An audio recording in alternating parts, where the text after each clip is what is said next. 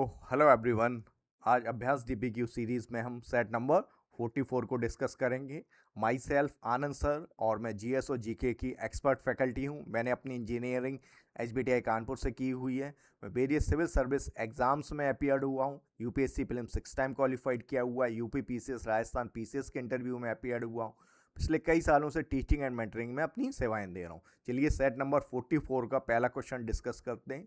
ये आपका statement based questions हैं। अभी जो एसएससी का लेटेस्ट पैटर्न है उसमें स्टेटमेंट बेस्ड क्वेश्चंस की वेटेज बढ़ रही है। ठीक है, और ये क्वेश्चंस आपका किस पे बेस्ड है? ये आपका ब्लड पे बेस्ड है। Consider the following statement about blood. रक्त के संबंध में निम्नलिखित कथनों पर विचार कीजिए। पहला स्टेटमेंट क्या है आपका? Blood is a fluid connective tissue. रक्त एक द्रव संयोजी ऊतक है। ये स्टेटमेंट आपका सही है क्योंकि ब्लड कैसे है आपकी? एक फ्लूइड कनेक्टिव टिश्यू है आपकी। The quantity of blood in the human body is about 7% of total body weight. तो मानव शरीर में रक्त की मात्रा कुल शरीर भार का लगभग 7% होती है। ये स्टेटमेंट भी आपका सही है। तीसरा स्टेटमेंट देखते हैं। Blood is an acidic solution whose pH value is 7.4।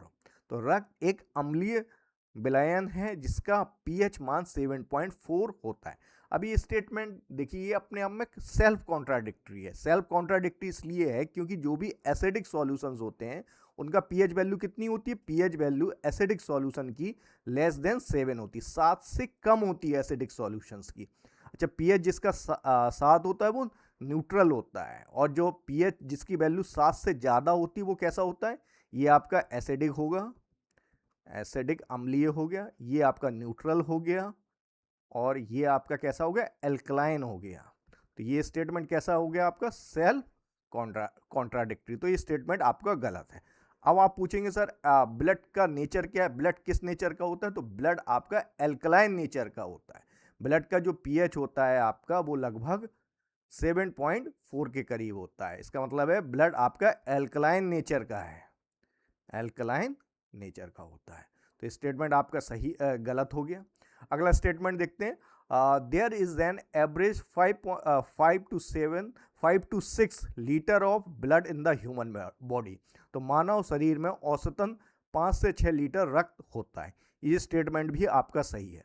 यदि मानव शरीर में ब्लड की बात करें तो देखिए, जो फीमेल होती हैं, फीमेल में मेल के कंपैरिजन में ब्लड कम होता है। और कितना कम होता है? लगभग आधा लीटर ब्लड कम होता है महिलाओं में पुरुषों के कंपैरिजन में। ठीक है, तो ये अब बड़ा आसान रहेगा जवाब को खोजना। ठीक है, देखिए थर्ड स्टेटमेंट आपका गलत है। जहां जहां 3 है उसको एलिमिनेट कर दीजिए आप। ठीक है, तो आप देखिए ऑप्शन नंबर बी में भी 3 शामिल है, ऑप्शन नंबर सी में भी 3 शामिल, ऑप्शन नंबर डी में भी 3 शामिल है। तो आप इनको एलिमिनेट कर दीजिए। ठीक है, इसी तरीके एलिमिनेशन टेक्निक इसी तरीके से वर्क करती है। तो ऑप्शन नंबर ये आपका सही होगा। अब देखिए ब्लड के बारे में थोड़ा देख लेते हैं। ब्लड, तो देखिए ब्लड क्या है आपका? एक फ्लूइड कनेक्टिव टिश्यू हो गया। ठीक है, ब्लड ब्लड क्या हो गया आपका? Fluid connective tissue. अब इसके टाइप्स, इसके कंपोनेंट के बारे में बात कर लेते हैं। ब्लड क्या क्या कंसिस्ट करता है? तो ब्लड में क्या क्या है आपका? देखिए, एक आपका प्लाज्मा पार्ट होता है, प्लाज्मा पार्ट होता है, प्लाज्मा पार्ट होता है। दूसरा जो पार्ट होता है आपका वो होता है आपका ब्लड कॉर्पुलस, ब्लड कॉर्प्यूलस। ठीक है, प्लाज्मा जो होता है ये आपका ब्लड का लिक्विड पार्ट होता है, और लगभग कितना पार्ट होता है? ये आपका 60% ब्लड का पार्ट जो होता है वो प्लाज्मा होता है। बाकी जो पार्ट होता है आपका ब्लड कॉर्पुलस होता है। ब्लड कॉर्पुलस में क्या क्या शामिल होता है आपका? आरबीसी है, ठीक है, जिसमें रेड ब्लड कॉर्पुलस हो गया आपका, डब्ल्यूबीसी हो गया, वाइट ब्लड कॉर्पुलस हो गया, और प्लेटलेट्स होती हैं। ठीक है, तो ये आपका कंपोनेंट्स हो गए आपके ब्लड। ब्लड किससे मिलके बना हुआ है? ठीक है, आप ब्लड में 60%। अभी प्लाज्मा क्या है? प्लाज्मा आपका लिक्विड पार्ट होता है, और इस प्लाज्मा में मोस्टली क्या होता है? वाटर होता है, वाटर होता है आपका। इसके साथ साथ आपका क्या होता है? प्रोटीन्स होते हैं इसमें, प्रोटीन होते हैं आपके इसमें, सॉल्ट होते हैं। ये मेजर कंपोनेंट है किसका? प्लाज्मा का। और आरबीसी आपको मालूम ही है, आरबीसी क्या होता है? Red blood corpuscles. और आपका ब्लड कहाँ स्टोर होता है? स्प्लीन में ब्लड स्टोर होता है। ब्लड आपका स्प्लीन में स्टोर होता है, ये भी याद रखिएगा। स्प्लीन, स्प्लीन में ब्लड स्टोर होता है। ठीक है, चलिए अगला प्रश्न देखते हैं। Consider the following statement about white blood corpuscles. तो श्वेत रक्त कणिकाओं के संबंध में निम्नलिखित कथनों पर विचार कीजिए। इससे पहले हमने देखा था कि ब्लड के दो कंपोनेंट होते हैं, एक आपके प्लाज्मा वाला पार्ट हो गया, दूसरा ब्लड कॉर्पुलस। अच्छा, ब्लड कॉर्पुलस में आपका क्या क्या है? आरबीसी है आपका, डब्ल्यूबीसी है आपका, और आपका क्या है?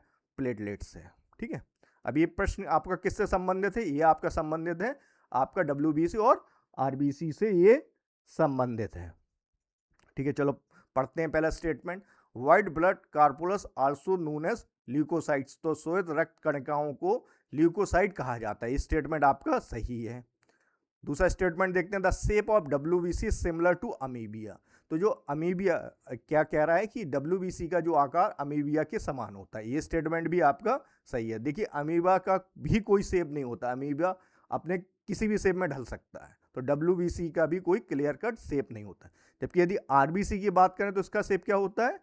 आरबीसी का जो शेप होता है वो बाइकॉन्केव होता है, बाइकॉन्केव होता है आपका। The ratio RBC and WBC is 600 से रेशियो 1। तो आरबीसी और डब्ल्यूबीसी का अनुपात आपका 600/1 होता है। तो ये स्टेटमेंट भी आपका सही है। ठीक है, तो तीनों स्टेटमेंट आपके सही हैं। Which of the following statement giving above are correct. उपयुक्त में से कौन सा कथन सही है? अब भाई तीनों वाला कौन सा विकल्प आपको दिख रहा है? ऑप्शन नंबर ए में ओनली 1 and 2 दिया गया, ऑप्शन नंबर 2 and 3 दिया गया है, ऑप्शन नंबर सी में 1 and 3 दिया गया है, ऑप्शन नंबर डी में 1, 2 and 3 तीनों शामिल किए गए। तो ऑप्शन नंबर डी आपका सही हो जाएगा। ठीक है, अब देखिए और थोड़ा उसके बारे में देख लेते हैं। डब्ल्यूबीसी आरबीसी का जो आरबीसी आपकी कहाँ मैन्युफैक्चर्ड होती है? आरबीसी आपकी रेड बोन मैरो में होती है, बोन मैरो में होती है, मैरो में। ठीक है, अच्छा, डब्ल्यूबीसी का सेब आपने देख ही लिया, इसका अमीबिया का सेब होता है, मतलब कोई फिक्स सेब नहीं होता है। ये आपकी कहाँ मैन्युफैक्चर्ड होती है? ये आपकी मैन्युफैक्चर्ड होती है बोन मैरो में होती है, बोन मैरो में होती है। और नॉर्मली आरबीसी कितने दिन तक आपकी रहती है? 20 से लेके 120 दिन तक इनका, इस पीरियड तक ये आपकी आरबीसी रहती हैं। और जबकि डब्ल्यूबीसी आपकी कितने दिन तक? ये 13 से 20 दिन तक का ही इनका तक ये जीवित रहती हैं। जबकि और प्लेटलेट्स आपकी कितने? 8 से 9 दिन तक। अच्छा, नॉर्मल ह्यूमन बॉडी में प्लेटलेट्स कितनी होती हैं आपकी? 1.5 लाख से लेके आपकी 4.5 लाख होती हैं पर cubic metre millimetre of the blood होती हैं। ठीक है, तो प्लेटलेट्स की कमी से क्या होता है? आपका डेंगू रोग हो जाता है। डेंगू रोग आपका किसकी वजह से होता है? प्लेटलेट्स की कमी की वजह से होती है। जिस पेशेंट में जिसको डेंगू रोग होता है उसके अंदर की प्लेटलेट्स कम होने लग जाती हैं। ठीक है, अच्छा, प्लेटलेट्स आपकी 6 से 8 दिन में इनका टाइम पीरियड होता है, जिसमें बनना इनकी बर्थ और डेथ तक 8 से 9 दिन तक इनका समय लगता है। ठीक है, अच्छा, डब्ल्यूबीसी में आपका क्या है? डब्ल्यूबीसी क्या करती है? आपको ब्लड से आपको जो क्या बोलते हैं, बीमारियों से बचाती है। ठीक है, डब्ल्यूबीसी आपका क्या काम है? इसका protect the body from diseases. ठीक है, और आरबीसी में क्या होता है? हीमोग्लोबिन। हीमोग्लोबिन में क्या है आपका? हीमोग्लोबिन में आयरन होता है, और यही आपका ब्लड को ट्रांसपोर्ट करने में हेल्प करता है। ठीक है, तो ये आपके कुछ इंपॉर्टेंट फैक्ट हैं जो आरबीसी और डब्ल्यूबीसी और प्लेटलेट से संबंधित हैं। अगला प्रश्न देखते हैं। Which of the following statement with regard to the article 19(1) of the constitution of India is are correct. तो अनुच्छेद 19A के संबंध में निम्नलिखित में से कौन सा कथन सही है? तो सबसे पहले हम ये देख लेते हैं कि जो पार्ट 3 है आपका, पार्ट 3 किससे संबंधित है? आपका पार्ट 3 आपका संबंधित है फंडामेंटल राइट्स से संबंधित है। और इसमें कितने आर्टिकल शामिल हैं? Article number 12 to 35। कई बार हम इस बात को डिस्कस कर चुके हैं, क्योंकि ये एग्जाम का सबसे महत्वपूर्ण सेगमेंट है। ठीक है, इससे क्वेश्चंस आना ही आना है।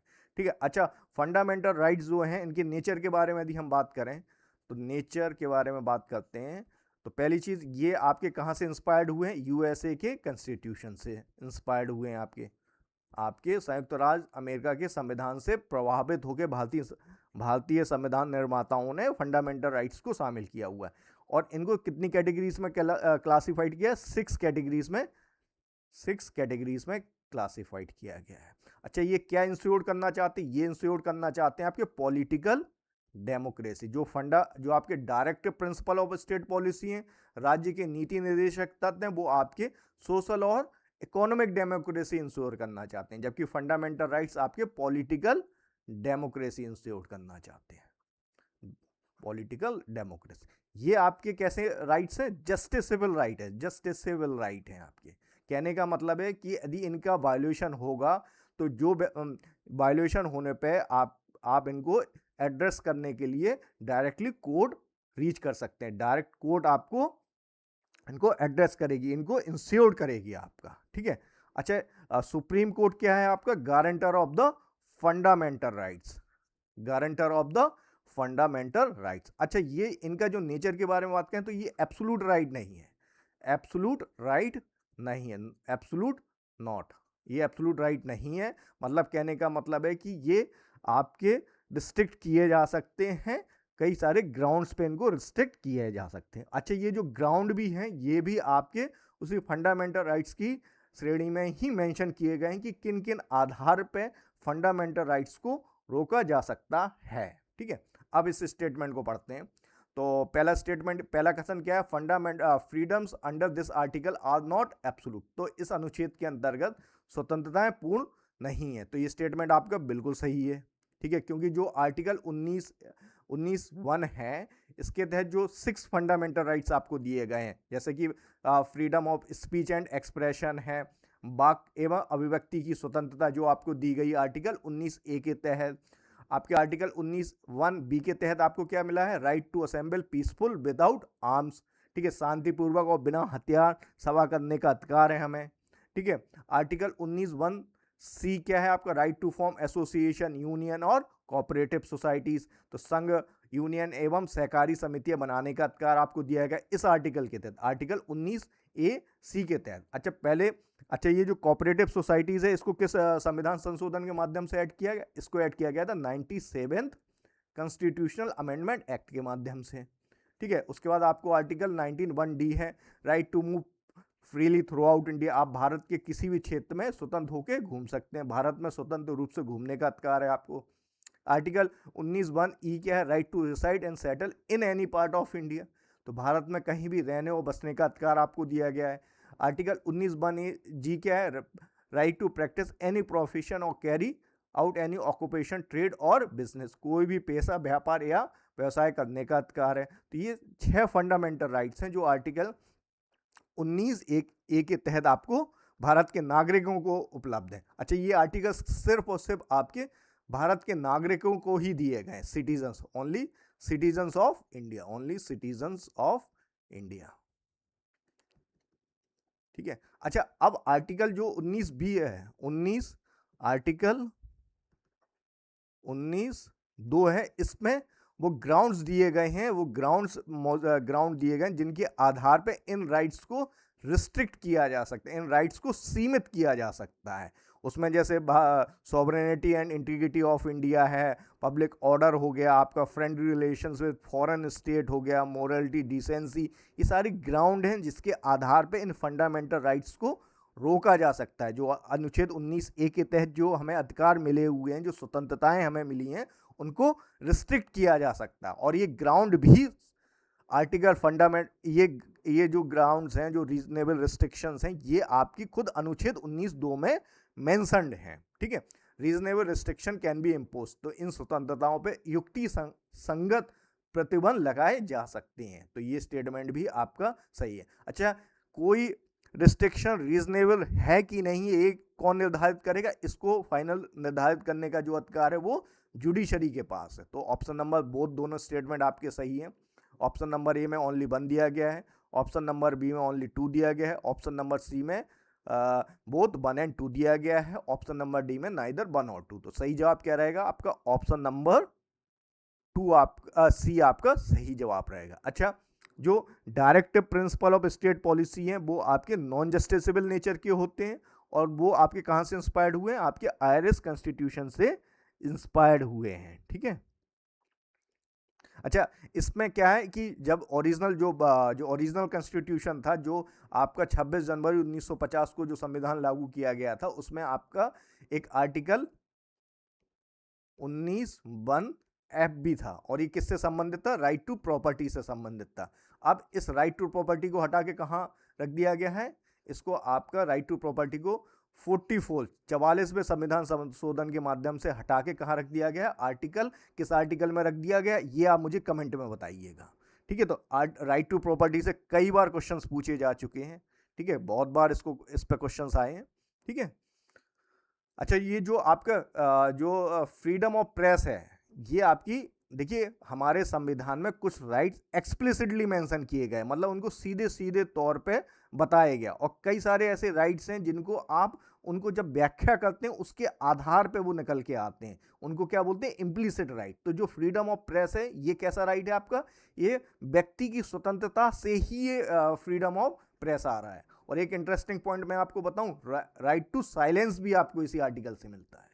राइट टू साइलेंस, यदि बोलने का अधिकार है तो चुप रहने का भी अधिकार आपको ये इसी संविधान, इसी आर्टिकल से मिलता है। ठीक है, अगला प्रश्न देखते हैं। Consider the following statement about the first session of Indian national Congress. भारतीय नेशनल कांग्रेस के पहले अधिवेशन के संबंध में निम्नलिखित कथनों पर विचार करिए। ठीक है, तो भारतीय इंडियन नेशनल पहला स्टेटमेंट क्या है? It was held in Bombay in December 1885। यह दिसंबर 1985 में बॉम्बे में आयोजित किया गया था। बिल्कुल सही स्टेटमेंट है आपका। WC Banerjee, Womesh Chandra Banerjee presided over the session. Womesh Chandra Banerjee ने इस अधिवेशन की अध्यक्षता की थी। बिल्कुल सही है।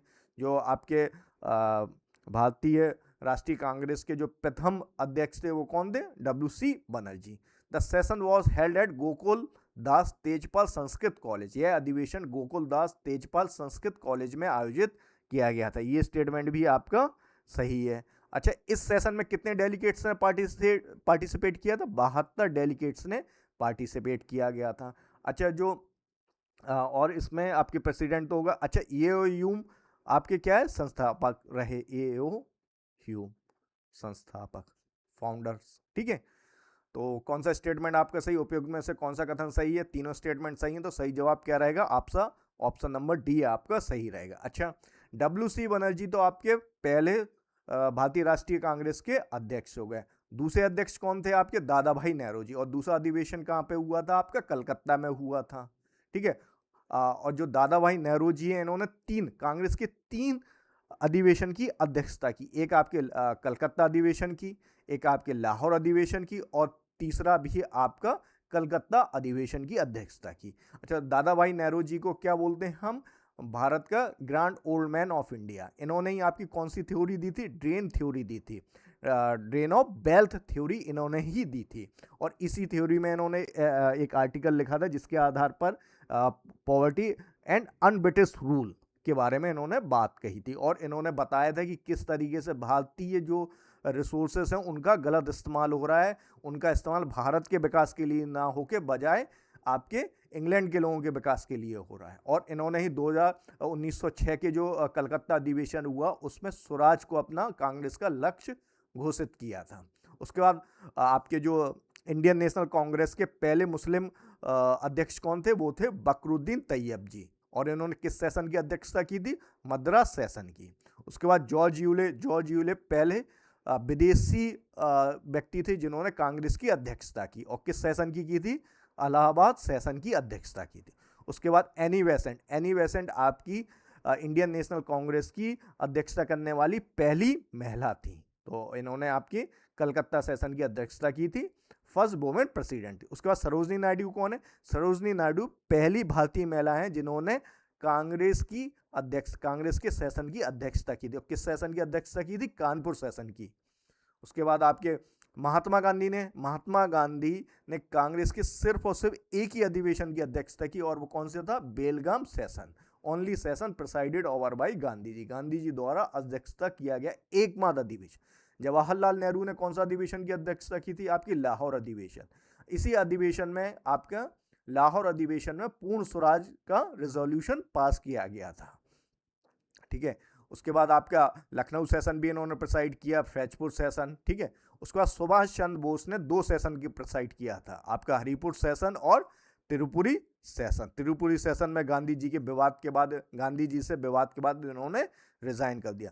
सरदार वल्लभ भाई पटेल ने कराची सेशन 1931 के कराची सेशन की अध्यक्षता की थी, जिसमें मौलिक अधिकार पर प्रस्ताव पारित किया गया था। अच्छा, मोतीलाल नेहरू ने आपके जो एक तो अमृतसर सेशन 1919 की अध्यक्षता की और कलकत्ता सेशन 1928 की, और इन्होंने नेहरू रिपोर्ट पर डिस्कशन किया गया था। जो 1928 में कलकत्ता सेशन हुई उसमें नेहरू रिपोर्ट पर डिस्कशन किया था। नेहरू रिपोर्ट आपका किसके खिलाफ? नेहरू रिपोर्ट आपका साइमन कमीशन के विरोध में ये रिपोर्ट तैयार की गई थी। ठीक है, मौलाना अबुल कलाम आज़ाद ने रामगढ़ सेशन, बॉम्बे सेशन और सारे सेशन प्रिसाइड किए थे। उसके बाद आप देखिए बाल गंगाधर तिलक जो कि गरम दल के नेता थे, इन्होंने किसी भी सेशन की अध्यक्षता नहीं की। ये बहुत इंपॉर्टेंट पॉइंट है। ठीक है, और एस्टिमेट्स लीडर थे, इन्होंने कभी भी ये अध्यक्ष नहीं बने। गोपाल कृष्ण गोखले ने आपके 1905 के बनारस सेशन की अध्यक्षता की। ठीक है, जिसमें आपका अपोज किया था, पार्टीशन ऑफ बंगाल का अपोजिशन किया था। रासबिहारी घोष ने आपका सूरत सेशन की अध्यक्षता की थी। सूरत सेशन इसलिए प्रसिद्ध है, सूरत सेशन भारतीय इतिहास में इसलिए एक प्रमुख भूमिका रखता है क्योंकि इसी सेशन में जो आपके मॉडरेट और एक्सट्रीमिस्ट नेता थे कांग्रेस के, वो अलग हो गए थे। फिर आपके सी विजय राघवाचारी, इन्होंने नागपुर सेशन की अध्यक्षता की थी, जिसमें आपके नॉन कॉपरेशन मूवमेंट को अडॉप्ट किया गया। असहयोग आंदोलन जो कि गांधी जी के नेतृत्व में इस आंदोलन की शुरुआत की गई थी का रिजोल्यूशन पास किया गया था। अच्छा, आचार्य जेपी कृपलानी, इन्होंने मेरठ सेशन की बात की अध्यक्षता की थी, जिसमें आपके जो ट्रांसफर ऑफ पावर का डिस्कशन किया जा रहा था। तो ये कुछ इंपॉर्टेंट आपके कांग्रेस अधिवेशन है। ठीक है, अब देखिए ये एग्जाम में बहुत इससे क्वेश्चंस आते हैं, इसलिए मैंने इनको सारा एक जगह पर ला के रख दिया। ठीक है, तो आप इनको जरूर याद कर लीजिएगा अच्छे से। अगला प्रश्न देखते हैं, which of the following committee does not consist the member from the upper house of parliament? निम्नलिखित में से कौन सी समिति में संसद के उच्च सदन के सदस्य शामिल नहीं होते? उच्च सदन का मतलब क्या हुआ आपका? राज्यसभा की बात कर रहे हैं। ठीक है, तो भारतीय संसद किस किस से मिलकर बन रही है? आपकी भारतीय जो इंडियन पार्लियामेंट है उसमें आप किस किस से मिलकर बन रही है? ये आपकी एक आपका लोकसभा हो गया, लोकसभा, एक आपका राज्यसभा हो गया, और इसी में ही आपका प्रेसिडेंट भी शामिल होता है। प्रेसिडेंट एज ए इंस्टीट्यूशन शामिल होता है। प्रेसिडेंट किसी भी सदन का सदस्य नहीं होता है, लेकिन भारतीय पार्लियामेंट का एक संस्थागत मतलब इंस्टीट्यूशनल पार्ट होता है प्रेसिडेंट। क्योंकि कोई भी बिल जो आपका लोकसभा और राज्यसभा से पारित कोई भी बिल होता है, वो कानून तब तक नहीं बनता है जब तक कि राष्ट्रपति उस पर अपना हस्ताक्षर, अपनी सहमति ना दे दे। चलिए ठीक है। अच्छा, पार्लियामेंट्री कमेटी की यदि हम बात करें तो जो संसद के, देखिए संसद में सारे जो विधायकी कार्य होते हैं और भी अन्य कार्य होते हैं, उस सारे कामों को पूरा करने के लिए कई सारी कमेटियां बनाई जाती हैं।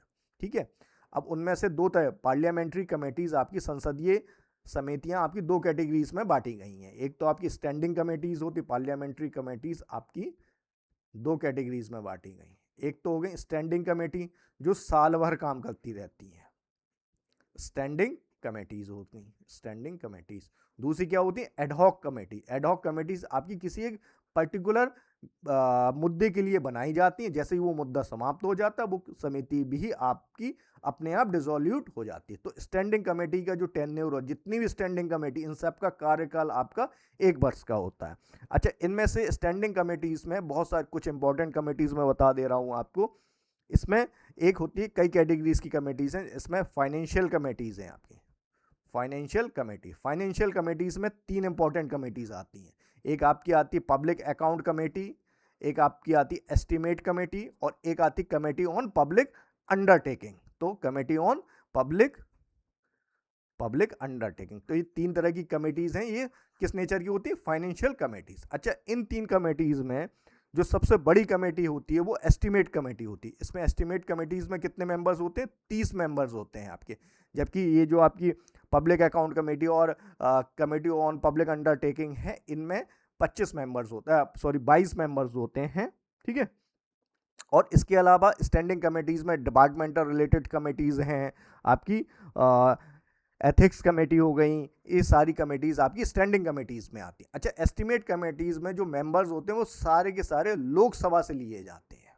ठीक है, तो ये भी पॉइंट याद रखिएगा कि एस्टीमेट कमेटीज में आपके राज्यसभा का कोई रिप्रेजेंटेशन नहीं होता, सिर्फ और सिर्फ आपकी लोकसभा के ही इसमें सदस्य मेंबर्स बनते हैं और इनका टेन्योर क्या होता है, 1 साल का टेन्योर होता है। और इन सारे मेंबर्स को कौन अपॉइंट करता है, वो आपके स्पीकर ऑफ लोकसभा, ठीक है। तो आपके पब्लिक अकाउंट कमेटी में आपके लोकसभा और राज्यसभा का रिप्रेजेंटेशन होता है। 15 आपके लोकसभा से होते हैं और 7 आपके राज्यसभा से होते हैं। इसमें आपके 30 मेंबर होते हैं, 30 आपके कहाँ से आते हैं, लोकसभा से आते हैं। और कमेटी ऑन पब्लिक अंडरटेकिंग, इसमें भी आपके 22 मेंबर होते हैं, वही रिप्रेजेंटेशन 15 लोकसभा से 7 राज्यसभा में। तो सही विकल्प क्या रहेगा आपका, ऑप्शन नंबर ए में ओनली 1 एंड 2 दिया गया है, ऑप्शन नंबर बी में 1 एंड 3 दिया गया है, ऑप्शन नंबर सी में ओनली 2 दिया गया है, ऑप्शन नंबर डी में ओनली 3 दिया है। तो सही जवाब क्या है, ऑप्शन नंबर सी आपका सही जवाब होगा। अगला प्रश्न देखते हैं, in which schedule of the constitution of India provision as to disqualification on grounds of defections are given, ठीक है। तो भारत के संविधान की किस अनुसूची में दल बदल के आधार पर अयोग्यता का प्रावधान दिया गया। तो भारतीय संविधान में कितने शेड्यूल्स हैं आपके, शेड्यूल हैं आपके 12 शेड्यूल हैं, ठीक है। टोटल शेड्यूल आपके 12 हैं, ठीक है। अब ये आपसे पूछ रहा है कि किस शेड्यूल में जो डिस्क्वालिफिकेशन के संबंध में जो प्रोविजन है वो किस शेड्यूल में दिए गए हैं। और आपके ऑप्शंस क्या क्या हैं, 9th शेड्यूल है आपका, 10th शेड्यूल है, 11th शेड्यूल है और 6th शेड्यूल है, ठीक है। तो पहला जो आपका एंटी डिफेक्शन लॉज हैं, जो भी दल बदल कानून से संबंधित जो है, वो आपका 10th शेड्यूल में दिया गया। तो बी आपका सही जवाब रहेगा। अच्छा, 10th शेड्यूल आपका किस संविधान संशोधन के माध्यम से ऐड किया गया था, ये आपका 52nd कॉन्स्टिट्यूशनल अमेंडमेंट के माध्यम से इसको जोड़ा गया था। एक्ट 1985 के माध्यम से इसको ऐड किया गया था, ठीक है। अच्छा, इसको 9th शेड्यूल को किस माध्यम से ऐड किया गया, फर्स्ट कॉन्स्टिट्यूशनल अमेंडमेंट के माध्यम, पहले ही संविधान संशोधन के माध्यम से 9th शेड्यूल को जोड़ा गया। 9th शेड्यूल किससे संबंधित है, 9th शेड्यूल में वो सारे लॉज रखे गए थे जिनको कि जुडिशियल रिव्यू की दायरे से बाहर रखने के लिए जो भी कानून 9th शेड्यूल में रखे गए थे वो जुडिशियल रिव्यू से बाहर थे। लेकिन सुप्रीम कोर्ट ने अपने एक जजमेंट में बताया कि जो भी कानून 9th शेड्यूल में 1973 के बाद रखे गए वो सारे जुडिशियल रिव्यू के दायरे में आते हैं, ठीक है। अच्छा, ये आपका 11th शेड्यूल आपका किस संविधान संशोधन के माध्यम से ऐड किया गया, इस 73rd कॉन्स्टिट्यूशनल अमेंडमेंट एक्ट के माध्यम से ऐड किया गया। और ये आपका किससे संबंधित है, ये पंचायती राज सिस्टम से याद रखिएगा। हर एक शेड्यूल के बारे में आपको मालूम होना चाहिए कि वो शेड्यूल किससे संबंधित है, किस संविधान संशोधन के माध्यम से ऐड किया गया, क्योंकि एग्जाम में ये शेड्यूल का एक शेड्यूल बहुत इंपॉर्टेंट होते हैं एग्जाम के दृष्टिकोण से। और जो आपका 6th शेड्यूल है किसके माध्यम, 6th शेड्यूल तो भाई आपके जो ओरिजिनल कॉन्स्टिट्यूशन था उसमें ही मेंशन था। ओरिजिनल संविधान में आपके कितने शेड्यूल्स मेंशन थे, 8। उसके बाद वर्तमान में आपके 12 हैं। तो जो 4 आपके शेड्यूल्स ऐड किए गए, इनको आपके डिफरेंट संविधान संशोधन के माध्यम से ऐड किया गया होगा। तो वो संविधान संशोधन आपको जानकारी होनी चाहिए, ठीक है। अच्छा, जिसमें 9th मैंने आपको बता दिया, 10th मैंने बता दिया, 11th 12th आपका किसके माध्यम से ऐड किया गया, 12th शेड्यूल जो है आपका, याद रखिएगा 12th शेड्यूल आपका 74th कॉन्स्टिट्यूशनल अमेंडमेंट के माध्यम से ऐड किया गया। और ये किससे संबंधित है, ये आपका म्यूनसिपालिटीज से संबंधित है, म्यूनसिपालिटीज से संबंधित है। ये 4 संविधान संशोधन जरूर याद रखिएगा। अच्छा, इसमें क्या है कि आपका 6th शेड्यूल आपका किससे संबंधित है, ये administration of tribal areas, administration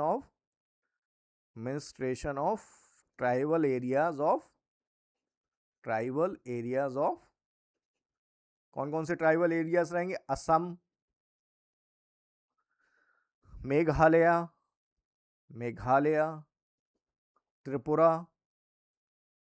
Tripura, इधर भी तो लिख सकता हूं, त्रिपुरा, और आपका कौन सा, मिजोरम। और इसको याद कैसे रखेंगे, AM TM, आप इसको ऐसे याद रख सकते हैं, AM TM, ठीक है। असम, मेघालय, त्रिपुरा एंड मिजोरम, ठीक है।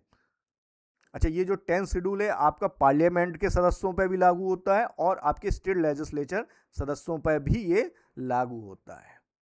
अगला प्रश्न देखते हैं, which one among the following district of east India held a referendum in 1947 to decide whether or not to join Pakistan. पूर्वी भारत के निम्नलिखित जिलों में से किसने 1947 में तय करने के लिए जनमत संग्रह किया कि पाकिस्तान में शामिल होना है कि नहीं। तो देखिए जब भारत आज़ाद हो रहा था, भारत आपका किस किस कानून के तहत आज़ाद हुआ? इंडिया इंडिपेंडेंस एक्ट 1947 के माध्यम से आज़ाद हुआ। अब ये इंडियन इंडिपेंडेंस एक्ट है, ये आपका किसने पारित किया था? ये पारित किया था आपका ब्रिटिश पार्लियामेंट में। याद रखिएगा, इंडिपेंडेंस एक्ट 1947। तो इस एक्ट ने क्या, जो प्रिंसली स्टेट हुए थे उनको आज़ादी दी थी कि वो आइदर किसी भी आइदर पाकिस्तान ज्वाइन कर सकते हैं या आपका भारत को ज्वाइन कर सकते हैं। तो उन्हीं में से एक डिस्ट्रिक्ट था सिलहट डिस्ट्रिक्ट, जिसने रेफरेंडम के माध्यम से निर्धारित किया था कि वो किसके साइड जाएगा। वो आपका ईस्ट पाकिस्तान, या जिसको अब बांग्लादेश बोलते हैं, को ज्वाइन किया था। तो ऑप्शन नंबर ए आपका सही जवाब रहेगा। बाकी आपका जो गोलपारा है, ये कहाँ पे आपका? ये आपका असम में है। कचगढ़ आपका कहाँ पे? असम में है। ये सारी जगह, जलपाईगुड़ी आपका कहाँ पे? ये भी आपकी, ये जलपाईगुड़ी आपकी नॉर्थ बंगाल में है। ठीक है, बाकी गोलपाड़ा आपका असम में, कचहर आपका वो है। ओके, क्वेश्चन नंबर 8 को डिस्कस करते हैं। Equal volumes of all gases when measured at the same temperature and pressure contain an equal number of particle who propose the above law. तो समान तापमान और दबाव पर समान आयतन वाली सभी गैसों में कणों की संख्या समान होती है। यह नियम किसने प्रस्तावित किया था? और आपके ऑप्शंस क्या क्या हैं? ऑप्शंस हैं चार्ल्स, रॉबर्ट बॉयल और एवोगैड्रो और गेलोएस। तो सही जवाब क्या रहेगा? ये आपका कौन सा लॉ है? ये आपका एवोगैड्रो लॉ है। सी आपका सही है। चार्ल्स ने क्या दिया था? चार्ल्स ने क्या बोला था कि आपका वॉल्यूम ऑफ गैस, जो वॉल्यूम ऑफ गैस होता है, is directly proportional two of, ठीक है, at constant pressure. Constant pressure पे क्या होता है आपका? वॉल्यूम डायरेक्टली प्रोपोर्शनल होता है टेम्परेचर का। तो ये आपका किसने दिया था? चार्ल्स लॉ ने दिया था। ये चार्ल्स लॉ है। रॉबर्ट बॉयल लॉ क्या है आपका? ये रॉबर्ट बॉयल ने क्या बोल रहा था कि एट कांस्टेंट टेम्परेचर जो प्रेशर होता है वो इनवर्सली प्रोपोर्शनल होता है वॉल्यूम के, एट कांस्टेंट टेम्परेचर पे। एवोगैड्रो लॉ तो आपका यही है कि इक्वल वॉल्यूम ऑफ गैस, समान तापमान और दबाव पे समान volume of gas contain equal number of particle. ठीक है, अच्छा, ये जो एवोगैड्रो है, एवोगैड्रो नंबर कितना है? Na कितना होता है? 6.023 इंटू 10 की पावर 23 पार्टिकल्स। ये भी याद रखिएगा, पार्टिकल्स। कमेंट में आप मुझे बताइए गे लुईस लॉ आपका किससे संबंधित है? ये चारों इंपॉर्टेंट गैस लॉज हैं। अगला प्रश्न देखते हैं। फॉर एल्यूमिनियम एटॉमिक नंबर 13 दिया गया, mass number 27। Which one of the following statement is not correct? तो एल्यूमिनियम के संबंध में आपको 4 स्टेटमेंट दिए गए। अच्छा, एल्यूमिनियम के बारे में क्या है? उसका एटॉमिक नंबर कितना दिया गया है? 13, और मास नंबर उसका 27 है। ठीक है ना। Number of electron present in aluminium is 13। तो एल्यूमिनियम में कितने इलेक्ट्रॉन की संख्या? 13।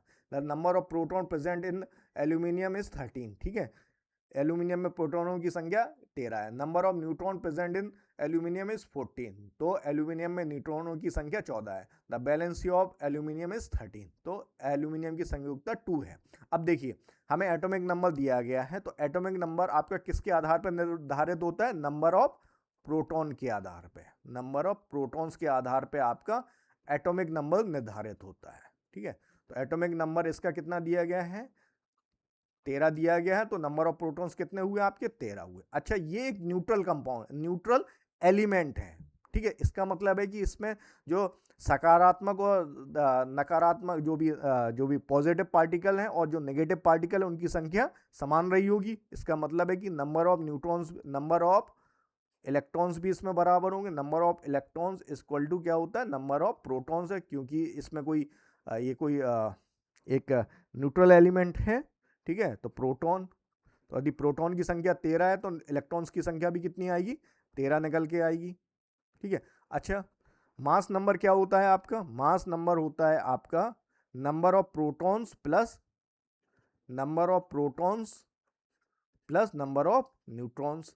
ठीक है, तो यहाँ से न्यूट्रॉन की संख्या कितनी निकल के आएगी? न्यूट्रॉन की संख्या आपकी 27 से यदि मैं 13 माइनस कर दूं तो 14 निकल के आएगी। तो इस तरीके से आपके तीनों स्टेटमेंट सही हो जाएंगे। Number of electrons present in aluminium is 13, ये सही है। Number of protons present in aluminium, ये भी सही है। Number of neutrons present in aluminium is 14, ये न्यूट्रॉन्स की संख्या भी 14 है। अब देखिए इसमें हमें क्या आइडेंटिफाइड करना था, हमें आइडेंटिफाइड करना था कौन सा स्टेटमेंट गलत है। तो सही जवाब क्या रहेगा, ऑप्शन नंबर डी आपका सही जवाब रहेगा। अच्छा, एल्यूमिनियम की बैलेंसी कितनी होती है, बैलेंसी होती है आपकी +3 होती है, ना कि +2 होती है। ठीक है, तो ये कुछ इंपॉर्टेंट फैक्ट हैं। यहाँ हमने number of protons, number of neutrons और नंबर ऑफ किस तरीके से नंबर ऑफ प्रोटॉन्स कैलकुलेट किए जाते हैं, कैसे नंबर ऑफ इलेक्ट्रॉन्स और कैसे आपका नंबर ऑफ न्यूट्रॉन्स कैलकुलेट किए जाते हैं, वो सीखा। अगला प्रश्न देखते हैं, माइका इज मेनली यूज है, तो अभ्रक का मुख्य उपयोग किसमें होता है। तो ऑप्शन क्या है, फूड एंड बेवरेज इंडस्ट्री, खाद्य एवं पेय उद्योग में, आयरन एंड स्टील इंडस्ट्री, लोह एवं इस्पात उद्योग में, एल्यूमिनियम इंडस्ट्री में, या इलेक्ट्रिकल एंड इलेक्ट्रॉनिक इंडस्ट्री में। तो जो आपका माइका होता है, माइका किस तरीके का एलिमेंट है, ये एक इंसुलेटर की तरह होता है। ठीक है, ये इलेक्ट्रिसिटी और हीट कंडक्ट नहीं करता है। देखिए कुछ एक होते हैं कंडक्टर्स होते हैं जो कि आपका क्या करते हैं, कंडक्टर्स क्या होते हैं, इलेक्ट्रिसिटी और हीट को कंडक्ट करते हैं, इलेक्ट्रिसिटी और हीट को कंडक्ट करते हैं। जैसे कि आपका क्या हो गया, कॉपर हो गया। ठीक है, एक होते हैं इंसुलेटर जो आपके नाइदर हीट को ना कंडक्ट करते हैं नॉर आपकी इलेक्ट्रिसिटी को कंडक्ट करते हैं। तो माइका कैसा है, माइका अभ्रक क्या है, आपका एक इंसुलेटर है। और इसको कहाँ पे इस्तेमाल किया जाता है, इसको आपके इलेक्ट्रिकल एंड इलेक्ट्रॉनिक इंडस्ट्रीज में इस्तेमाल किया जाता है। विद्युत एवं इलेक्ट्रॉनिक उद्योग में अभ्रक का इस्तेमाल किया जाता है। एज ए किस रूप में इस्तेमाल किया जाता है, एज ए इंसुलेटर की तरह। तो सही जवाब क्या रहेगा आपका, ऑप्शन नंबर डी। अच्छा, इंडिया में आपका माइका कहाँ कहाँ मिलता है, माइका आपको मिलेगा, आपको झारखंड में देखने को मिलेगा, झारखंड में मिलता है, आंध्र प्रदेश में मिलता है और राजस्थान में देखने को मिलता है। ये बहुत हाई वोल्टेज और हीट पे स्टैंड कर सकता है, with stand high voltage and heat. ठीक है, और ये आपके इंसुलेशन सीट्स बनाई जाती हैं, उसमें माइका का इस्तेमाल किया जाता है। ठीक है, तो माइका आपका एज ए इलेक्ट्रिकल इंसुलेटर की तरह इस्तेमाल होता है, इलेक्ट्रिकल इंसुलेटर। अगला प्रश्न देखते हैं, one of the following statement about Ropatak inscription is not correct. तो रॉपटक अभिलेख के बारे में निम्नलिखित में से कौन सा कथन सही नहीं है। It throws important light on Kushan genealogy, या कुषाण वंशावली पर महत्वपूर्ण प्रकाश डालता है। It refers to Kanishka as a king of king and king of kings and a son of God. इसने कनिष्क को राजाओं का राजा और देवपुत्र कहा है।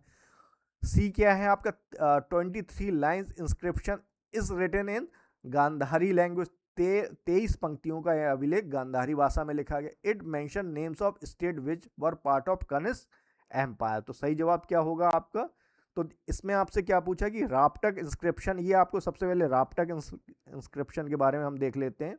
रापटक इंस्क्रिप्शन आपको कहाँ पे मिलता है, ये आपका अफगानिस्तान के रापटक जगह पे मिला है, इसलिए इसको हम क्या बोलते हैं, रापटक इंस्क्रिप्शन बोलते हैं। अच्छा, ये क्या है आपकी, ठीक है, तो क्या बोलते हैं उसको, ये आपके कुषाण वंश के बारे में बताता है। रापटक इंस्क्रिप्शन आपके किस वंश से संबंधित है, कुषाण वंश से संबंधित। और कनिष्क आपके किस वंश से संबंधित हैं, आपके कुषाण वंश से संबंधित हैं। तो रापटक इंस्क्रिप्शन देखो क्या क्या जानकारी दे रहा है, ये आपके कुषाण जियोनोलॉजी के बारे में बता रहा है। ये आपका क्या, ये आपको क्या आपको कनिष्क को क्या किंग ऑफ किंग्स भी बोलता है। ठीक है, आपका इसमें क्या है कि ये स्टेटमेंट जो थर्ड स्टेटमेंट है, ये गांधारी लैंग्वेज में लिखा है। The 23 line inscription is written in Gandhari language. तो ये स्टेटमेंट गलत है, क्योंकि ये आपकी किस लैंग्वेज में लिखा गया है, ग्रीक लैंग्वेज में लिखा है, ग्रीक लैंग्वेज में। ठीक है, it mention name of state, it mention the names of state which were part of Kanishka empire. इसमें कनिष्क के साम्राज्यों के राज्यों के नाम दिए गए। अच्छा, कनिष्क की जो कैपिटल थी वो कौन कौन सी थी, कुषाण वंश की कैपिटल या कनिष्क की कैपिटल क्या क्या थी आपकी। कनिष्क की एक कैपिटल थी आपकी पेशावर या पुरुषासुर, ठीक है, पुरुषापुर। और दूसरी कैपिटल क्या थी आपकी, मथुरा। तो कनिष्क की यदि ये दो कैपिटल्स थी, फर्स्ट कैपिटल थी आपकी पुरुषा पुर, जो कि वर्तमान का पेशावर, पेशावर क्या है आपका, पाकिस्तान में स्थित है आपका। और दूसरी सेकंड कैपिटल क्या थी आपकी, मथुरा कैपिटल थी, मथुरा कैपिटल। ठीक है। अच्छा, आपका जो कनिष्क को हम क्यों याद करते हैं, कनिष्क एक तो इनकी कैपिटल होगा, कनिष्क ने आपकी फोर्थ बुद्धिस्ट काउंसिल ऑर्गेनाइज की थी, फोर्थ बुद्धिस्ट काउंसिल। कहाँ पे, ये आपकी कश्मीर में ऑर्गेनाइज की गई थी, फोर्थ बुद्धिस्ट काउंसिल। कनिष्क ने किस एरा की शुरुआत की थी, शक एरा की। अब इसी एरा को हम भारतीय जो इंडियन गवर्नमेंट ने अपने ऑफिशियल कैलेंडर के तौर पे इसको स्वीकार किया हुआ है। ठीक है। कुषाण नहीं आपकी क्या है, कुषाण आपके क्या है, आपके कुषाण ने महायान बुद्धिज्म को बढ़ावा दिया था, महायान बुद्धिज्म को बढ़ावा दिया था। ठीक है। तो ये कुछ इंपॉर्टेंट पॉइंट है जो कनिष्क से संबंधित है। और राप्टक इंस्क्रिप्शन आपका क्या है, क्वेश्चन जीनोलॉजी के बारे में बताता है, कनिष्क को as a king of king and son of God बता रहा है।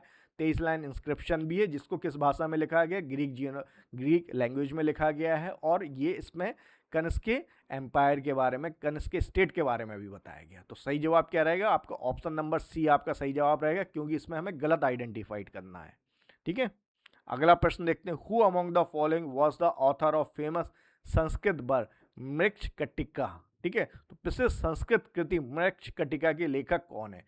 ऑप्शन क्या है, कालिदास, भास, वाल्मीकि और शूद्रक। अब ये जो इंपॉर्टेंट जो वर्क है, संस्कृत वर्क है, संस्कृत कृति है मृच्छकटिका, किस शासनकाल में लिखी गई थी, किस पीरियड में लिखी गई थी, ये आपकी गुप्ता पीरियड में लिखी गई थी। अच्छा, मृच्छकटिका का मतलब क्या होता है, द लिटिल कार्ट।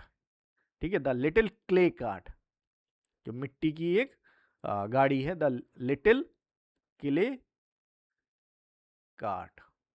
ठीक। अच्छा, ये किसने लिखी आपकी, ये आपकी लिखी थी आपकी शूद्रक ने। टी आपका सही जवाब रहेगा। अच्छा, कालिदास भी आपके गुप्ता पीरियड्स में देखना। अच्छा, इसके बारे में हम देख लेते हैं। सबसे पहले मृच्छकटिका में इसका क्या है आपका, मृच्छकटिका में लव स्टोरी बताई गई किसकी, चारुदत्त और बसंत सेना की। ठीक है। और ये आपकी एक लव स्टोरी पे बेस्ड है, जिसमें आपकी किस पे, चारुदत्त और बसंत सेना एक कोर्ट जो आपकी चारुदत्त और बसंत सेना की लव स्टोरी इसमें बताई गई। कालिदास ने क्या क्या लिखा आपका, अभिज्ञान शकुंतलम, मेघदूतम, रघुवंशम, कुमार संभव, ये सब आपके कालिदास द्वारा लिखे हुए संस्कृत कृतियां हैं। ठीक है। अच्छा, वाल्मीकि जी ने क्या लिखा था, रामायण लिखा था। आप मुझे कमेंट में बताइए भास ने क्या क्या लिखा। अगला प्रश्न देखते हैं, which one among the following ruler establish Pataliputra as the capital of the Magadha empire. निम्नलिखित में से किस शासक ने पाटलिपुत्र को मगध साम्राज्य की राजधानी बनाया। ऑप्शन क्या है, बिंबिसार, बिंदुसार, अजातशत्रु और अशोका। तो देखिए, आपकी जो जो मगध है, मगध की दो कैपिटल रही। अर्ली कैपिटल क्या रही इसकी, मगध की क्या कैपिटल थी, अर्ली कैपिटल राजगीर थी आपकी। सबसे पहले इसकी क्या कैपिटल थी, राजगीर थी आपकी, राजगीर। उसके बाद क्या कैपिटल बनी, पाटलिपुत्र। पाटलिपुत्र मतलब जो आज में वर्तमान में जो पटना है, पाटलिपुत्र। और पाटलिपुत्र के संगम, किन दो नदियों के संगम पर बसा हुआ है, ये आपका गंगा और सोन नदी के संगम पर बसा हुआ है पाटलिपुत्र, जिसको वर्तमान में आपका पटना भी बोलते हैं। अब देखिए, बिंबिसार के समय आपकी जो मगध की राजधानी होती है वो राजगीर होती है। बिंदुसार के समय, बिंदुसार आपके किस डायनेस्टी से संबंध रखते हैं, मौर्यन डायनेस्टी। उस वक्त आपकी जो कैपिटल थी मगध की वो पाटलिपुत्र बन गई थी। अजातशत्रु ने महत्वपूर्ण भूमिका निभाई थी राजगीर से पाटलिपुत्र राजधानी ट्रांसफर करने में। तो सी आपका सही है। देखिए, उदयन जो थे आपके, उदयन जो अजातशत्रु के पुत्र थे, इन्होंने आपकी शिफ्ट की थी राजधानी आपकी राजगीर से पाटलिपुत्र उदयन ने शिफ्ट की थी। लेकिन जो चार ऑप्शंस दिए गए हैं उनमें से सही विकल्प क्या रहेगा आपका, ऑप्शन नंबर सी आपका सही विकल्प रहेगा, क्योंकि अजातशत्रु ने भी राजधानी को ट्रांसफर करने में महत्वपूर्ण भूमिका निभाई थी। तो डी आपका, सी आपका सही जवाब रहेगा। अगला प्रश्न देखते हैं, which one among the following astronomer prove that earth and the other planet revolves around the sun. तो निम्नलिखित में से किस खगोल शास्त्री ने सिद्ध किया कि पृथ्वी और अन्य ग्रह सूर्य की ओर चारों ओर घूमते हैं? और आपके ऑप्शंस क्या क्या हैं? ऑप्शन है आपके Nicolas Copernicus, Johannes Kepler, Galileo और आइजैक न्यूटन। तो देखिए दो थ्योरीज थी। एक जियोसेंट्रिक मॉडल था। जियोसेंट्रिक मॉडल का मतलब क्या था? जियोसेंट्रिक मॉडल का मतलब था कि अर्थ सेंटर है आपका। अर्थ सेंट्रिक मॉडल था कि भाई अर्थ आपकी स्थिर है और बाकी सारे प्लैनेट्स उसके अराउंड घूमते हैं, ठीक है। और एक दूसरा मॉडल कौन सा था आपका? हेलियोसेंट्रिक मॉडल था। हेलियोसेंट्रिक मॉडल था। इस मॉडल के अनुसार क्या था कि जो हमारा सोलर सिस्टम है उसका सेंटर क्या है? सन, और बाकी सारे प्लेनेट उसके अराउंड घूमते हैं, ठीक है। सन सेंट्रिक सेंटर के बारे में बात कही गई थी। तो आपके जो कॉपरनिकस से पहले ये धारणा थी कि अर्थ स्थिर है और सन उसके अराउंड, सन और दूसरे जो प्लेनेट है उसके अराउंड घूमते हैं। लेकिन कॉपरनिकस ने इस मॉडल को बदल दिया, इस थ्योरी को बदल दिया था, ठीक है। तो सही जवाब क्या रहेगा आपका? ऑप्शन नंबर ये आपका सही जवाब रहेगा, ठीक है। केपलर का संबंध आपका लॉ ऑफ प्लेनेटरी मोशन से, इन्होंने 3-4 लॉस दिए हैं, ठीक है।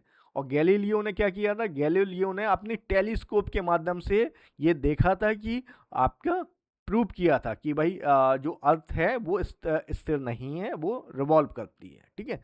और आइजैक न्यूटन का भी संबंध आपका क्लासिकल मैकेनिज्म से, इन्होंने भी कई लॉज दिए, ठीक है।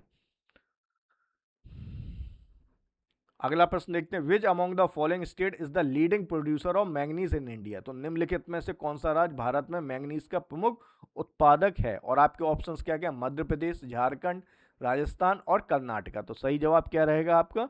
सही जवाब रहेगा आपका मध्य प्रदेश, ठीक है। तो ये आपका सही जवाब रहेगा।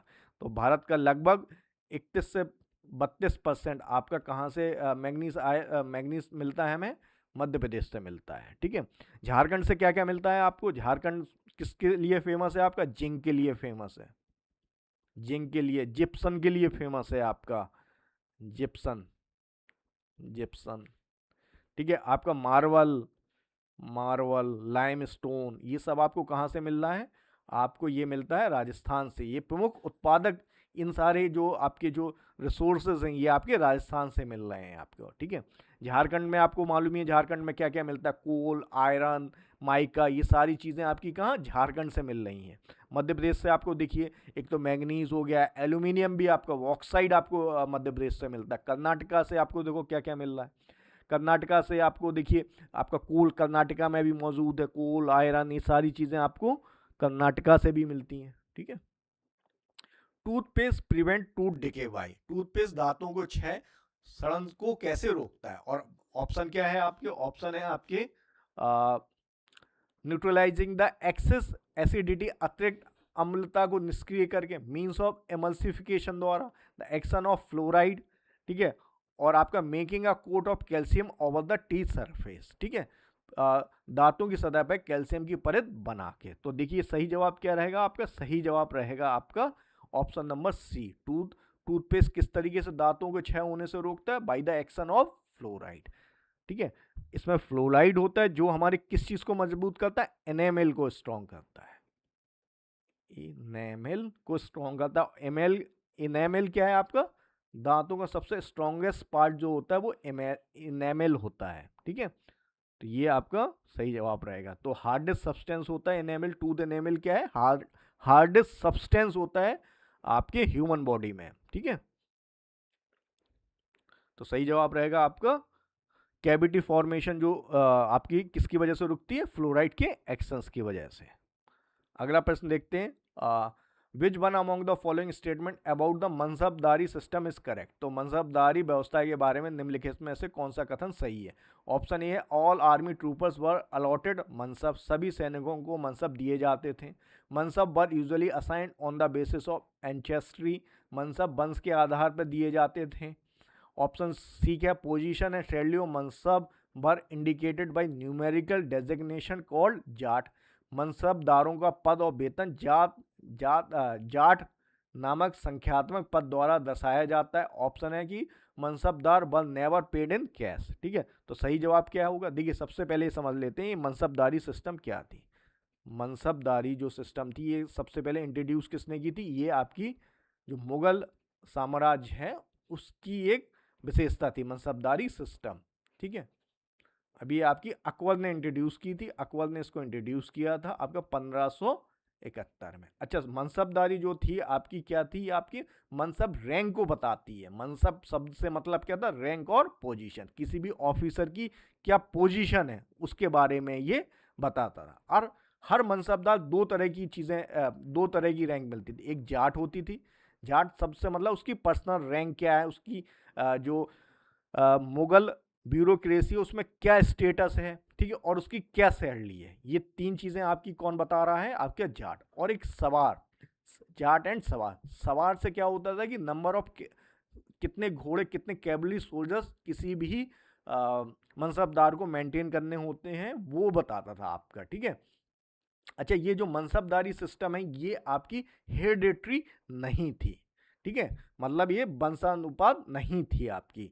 अच्छा, इसके बाद और क्या है कि मनसबदारी सिस्टम में जो पेमेंट होती थी वो आइदर कैश के तौर पे दी जाती थी या आइदर सैलरीज आपकी आइदर जागीर के माध्यम से दी जाती थी या कैश के माध्यम से भी, और कैश के माध्यम से भी दी जाती थी। तो जागीर, जागीर मतलब किसी भी मनसबदार को एक जागीर अलॉट कर दिया जाती थी, और जागीर मतलब एक लैंड रेवेन्यू असाइन कर दिया जाता है जिसके माध्यम से उसको अपनी सारी जो जिम्मेदारियां हैं उसको मेंटेन करना पड़ता था। और मनसबदारी सिस्टम आपके वंशानुगत नहीं थी, और इस आपके जो किंग थे, जो एम्परर थे, जो मुगल बादशाह थे, उसके उन पर वो निर्भर करती थी। ठीक है, तो ये आप ये पॉइंट आप जरूर क्या बोलते हैं, इंपॉर्टेंट पॉइंट क्या क्या है कि ये आपकी अकबर ने इंट्रोड्यूस की थी 1571 में। और इस मनसबदारी सिस्टम में दो चीज़ें शामिल थी आपकी, जाट एंड सवार। जाट शब्द से उसकी पर्सनल रैंक, उसका स्टेटस और उसकी सैलरी का आइडिया लगता है। और सवार से क्या है कि सवार कितने घोड़े उसको मेंटेन करने पड़ रहे हैं उससे ये संबंधित होता था। ठीक है, और हर जितने भी आपके जो सिविल एडमिनिस्ट्रेशन हो, मिलिट्री एडमिनिस्ट्रेशन, सबको एक मनसबदारी सिस्टम के दायरे में रखा गया था। ठीक है, तो अब देखो सही जवाब क्या रहेगा आपका? सही जवाब रहेगा position and salary of mansabdar were indicated by numerical designation called Jat. तो सी आपका सही जवाब रहेगा। ठीक है, अब देखिए ये इसलिए गलत हो गया, अगेन देखो एब्सोल्यूट वर्ड जहां पे आए सावधान हो जाइए। मनसबदारों को कैश में भी पेमेंट मिलता था और जागीर भी अलॉट की जाती थी। Mansab were usually assigned on the basis of ancestry, ancestry के आधार पर नहीं थी, ये मेरिट बेस्ड सिस्टम था। ठीक है, हर जितने भी all army troopers were allotted mansab, ऐसा नहीं था सबको मनसब अलॉट नहीं की जाती थी। ठीक है, जो इम्पोर्टेंट जो शासन के जो महत्वपूर्ण पदाधिकारी होते थे उन्हीं को ही मनसब अलॉट की जाती थी।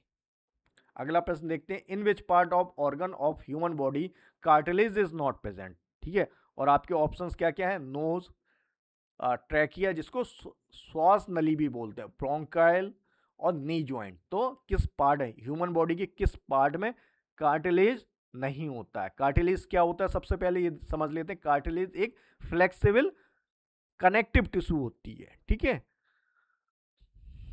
एक क्या फ्लेक्सिबल कनेक्टिव टिश्यू होती है, और ये आपका नोज में देखने को मिल रही है, ट्राकिया में देखने को मिल रही है, नी जॉइंट्स में देखने को मिलती है, ब्रोकिया में, ब्रोंकाइल्स में आपको कार्टिलेज नहीं मिलता है। ठीक है, इसमें ब्रोंकाइल्स क्या होते हैं? ब्रोंकाइल्स आपके इसमें स्पून मसल्स होते हैं जिसके माध्यम से एयर एंड ब्रोंकाइल्स क्या करती है, इसमें स्पून मसल्स होती हैं और एयर फ्लो को ये रेगुलेट करती हैं। ठीक है, तो ऑप्शन नंबर ठीक है, सही जवाब क्या रहेगा आपका? सी आपका सही जवाब रहेगा। अच्छा, ब्रोंकाइल्स में आपकी क्या बोलते हैं उसको, ब्रोंकाइल्स में कार्टिलेज नहीं होते लेकिन ब्रोंकाई में कार्टिलेज होते हैं, ब्रोंकाई में कार्टिलेज होते हैं, इसमें कार्टिलेज होते हैं। ठीक है, अगला प्रश्न देखते हैं, consider the following statement regarding regulatory bodies in India. Bharat में नियामक संस्थाओं के संबंध में निम्नलिखित कथनों पर विचार करें। तो पहला स्टेटमेंट क्या है? The food safety and standard authority of India is responsible for regulated food quality and safety. भारतीय खाद्य सुरक्षा और मानक प्राधिकरण खाद्य गुणवत्ता और सुरक्षा के विनियमन इसके लिए उत्तरदायी, बिल्कुल सही स्टेटमेंट है आपका। ठीक है, ये आपका फसाई किसके लिए जिम्मेदार है आपका, ए फूड क्वालिटी और सेफ्टी के लिए जिम्मेदार है। ठीक है, सेबी आपका स्टेटमेंट नंबर 2 में क्या है, security and exchange board of India oversee and regulate the security market. भारतीय प्रतिभूति और विनियमन बोर्ड प्रतिभूति बाजार का पर्यवेक्षण और विनियमन करता है। ये स्टेटमेंट भी आपका सही है। ठीक है, इंश्योरेंस जो इंश्योरेंस भारत में जो इंश्योरेंस सेक्टर, इसको कौन रेगुलेट करता है आपका, insurance regulatory and development authority of India supervise भी करती है और रेगुलेट भी करती है। तो सी भी सही है आपके जवाब। ऑप्शन नंबर 4 जो है आपका वो किससे संबंधित है आपका, the National Green Tribunal deals with issues related to environmental governance and protection. तो ये स्टेटमेंट भी आपका सही है। राष्ट्रीय हरित अधिकार पर्यावरणीय शासन और संरक्षण से संबंधित मामलों का निपटारण करता है। ये चारों स्टेटमेंट आपके सही हैं। तो सही विकल्प क्या रहेगा आपका, ऑप्शन नंबर आपका डी आपका सही विकल्प रहेगा। आरबीआई भी आपका एक रेगुलेटर है, ये आपका इंपॉर्टेंट रेगुलेटर है, ये बैंकिंग सेक्टर रेगुलेटर है आपका, बैंकिंग सेक्टर रेगुलेटर, ये आपका ये बैंकिंग सेक्टर या फाइनेंशियल सेक्टर रेगुलेटर है। ठीक है, अगला प्रश्न देखते हैं हम। Urban cooperative banks are regulated by Reserve Bank of India for banking operation and by state cooperative laws for management aspect. तो शहरी सहकारी बैंकों का विनियमन बैंकिंग कार्यों के लिए भारतीय रिजर्व बैंक द्वारा किया जाता है तथा प्रबंधन संबंधी मामलों के लिए राज्य सहकारी कानूनों द्वारा किया जाता है। तो ये स्टेटमेंट सही है कि गलत है, ये स्टेटमेंट आपका सही है। आरबीआई किस चीज़ को रेगुलेट करता है, जो अर्बन कोऑपरेटिव बैंक्स हैं उसमें आरबीआई बैंकिंग संबंधी मामलों को रेगुलेट करता है, बाकी जो मैनेजमेंट संबंधी चीज़ें हैं वो आपकी स्टेट कोऑपरेटिव लॉस के माध्यम से रेगुलेट किए जाते हैं। ठीक है, मतलब जो अर्बन कोऑपरेटिव बैंक्स हैं ये डुअल रेगुलेशंस के दायरे में आती हैं। ठीक है, उसके बाद देखते हैं the reserve Bank of India was established on April 1, 1935 under the reserve Bank of India act 1934। ये स्टेटमेंट भी आपका सही है। अच्छा, आरबीआई को किस कमेटी की रिकमेंडेशंस पे गठित किया गया था, हिल्टन कमेटी की रिकमेंडेशंस पे इसको गठित किया गया था, हिल्टन कमेटी की रिकमेंडेशंस पे। कमेंट में आप मुझे बताइएगा कि आरबीआई को कब राष्ट्रीयकरण किया गया था, आरबीआई का राष्ट्रीयकरण कब किया गया। ठीक है, दोनों स्टेटमेंट सही है, तो आपका सही विकल्प कौन सा रहेगा, ऑप्शन नंबर सी आपका सही विकल्प रहेगा।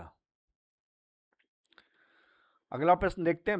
मिशन सक्षम launched by Reserve Bank of India is aimed at improving which of the following urban cooperative banks. ठीक है, तो भारतीय रिजर्व बैंक द्वारा शुरू किया गया मिशन सक्षम शहरी सहकारी बैंकों में निम्नलिखित में से कौन सा सुधार के लिए है। ठीक है, तो ये जो मिशन है, ये सबसे पहले मिशन जो सक्षम है ये आरबीआई द्वारा लॉन्च किया गया है और ये आपका किसको इम्प्रूव करना चाह रहा है, ये अर्बन कोऑपरेटिव बैंक्स में गवर्नेंस, रिजिलियंस और प्रोफेशनल स्टैंडर्ड्स को इम्प्रूव करना चाहता है। तो सही विकल्प क्या रहेगा आपका, ऑप्शन नंबर बी आपका सही विकल्प रहेगा।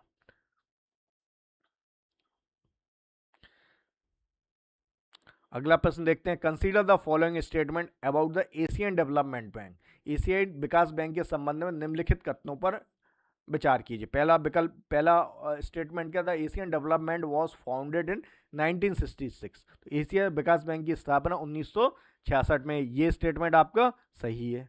ठीक है, headquarter of Asian development bank is located in Manila Philippines. ये स्टेटमेंट भी आपका सही है, दोनों ही स्टेटमेंट आपके सही है। अच्छा, जो एशियन डेवलपमेंट बैंक है ये एशिया पैसिफिक क्षेत्र में कार्य करता है और ये डेवलपमेंटल बैंक है, मतलब आपको यदि कोई डेवलपमेंटल प्रोजेक्ट होता है तो ये बैंक उसको फाइनेंस करता है। ठीक है, तो सही विकल्प क्या रहेगा, ऑप्शन नंबर ए में ओनली 1 दिया गया, ऑप्शन नंबर बी में ओनली 2, ऑप्शन नंबर सी में both 1 and 2, option number D में नाइदर 1 और 2। तो सही विकल्प रहेगा आपका ऑप्शन नंबर सी आपका सही जवाब रहेगा। अगला प्रश्न देखते हैं। Question number 23। Which of the following statement about BrahMos missile is correct. तो ब्रह्मोस मिसाइल के बारे में निम्नलिखित में से कौन सा कथन सही है। ठीक है, पहला स्टेटमेंट क्या है, it is ballistic missile developed only by India. Again जहां पे अभी कोई एब्सोल्यूट वर्ड आए सावधान हो जाइए, या केवल भारत द्वारा विकसित बैलिस्टिक मिसाइल है, गलत स्टेटमेंट है, क्योंकि ये ज्वाइंट प्रोजेक्ट। ब्रह्मोस मिसाइल कैसी मिसाइल है? सबसे पहले ब्रह्मोस मिसाइल एक क्रूज मिसाइल है आपकी। मिसाइल भी दो तरह की होती हैं आपकी, एक होती है आपकी बैलिस्टिक मिसाइल और एक होती है आपकी क्रूज मिसाइल। तो आपकी ब्रह्मोस किस तरह की मिसाइल है? क्रूज मिसाइल है आपकी, क्रूज मिसाइल है आपकी।